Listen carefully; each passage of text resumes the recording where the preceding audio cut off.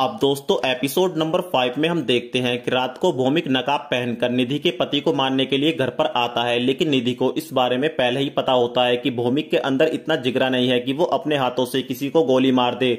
अब दोस्तों यहाँ पर हाथापाई के दौरान जब भौमिक इसके पति को अपना टारगेट बना लेता है तो इसी मौके का फायदा उठाकर निधि ही चोरी से अपने पति पर गोली चला देती है और इल्जाम भौमिक पर लग जाता है। और उसके बाद दोस्तों भौमिक यहाँ से अपनी जान बचाकर भाग लेता है। अब दोस्तों पुलिस की इन्वेस्टिगेशन के दौरान ये पता चलता है कि जो गन भौमिक के हाथ में थी उस गन से तो गोली चली नहीं है, लेकिन फैमिली के सभी लोग फिर भी भौमिक को ही कातिल ठहराने की कोशिश करते हैं। अब यहाँ पर भौमिक काफी घबराया हुआ होता है और वो निधि को बोलता है कि निधि मेरी बात का यकीन करो, मैंने गोली नहीं चलाई। तो निधि बताती है कि मैं जानती हूं तुमने गोली नहीं चलाई, क्योंकि गोली चलाने वाला भी कोई और नहीं मैं ही हूं। उसके बाद दोस्तों निधि भौमिक का भी गला काटकर इसकी हत्या कर देती है और इसको बोलती है कि जब तुम मेरे किसी काम के नहीं हो तो तुम्हारा जीना बेकार है। अब उसके बाद निधि अपनी जेठानी यानी सुरेखा को फंसाने के लिए इसके कमरे में ये बंदूक रख देती है और जब सुरेखा अपने कमरे में ये बंदूक देखती है तो इसके होश उड़ जाते हैं। फिर क्या दोस्तों इस मौके का फायदा इस घर का नौकर उठा लेता है। दरअसल इस घर का नौकर सुरेखा को ब्लैकमेल करके इसके साथ पलंग तोड़ना शुरू कर देता है। अब दोस्तों उसके बाद निधि को पता चल जाता है कि अंदर कौन सा कार्यक्रम चल रहा है और उसके बाद निधि इन दोनों पति पत्नी के रिश्तों में आग लगाने के लिए वो इस घर की नौकरानी को इसके पति की घिनौनी करतूत दिखा देती है। और कहानी का एपिसोड नंबर 4 भी यहीं पर समाप्त हो जाता है। तो फाइनल स्टोरी जानने के लिए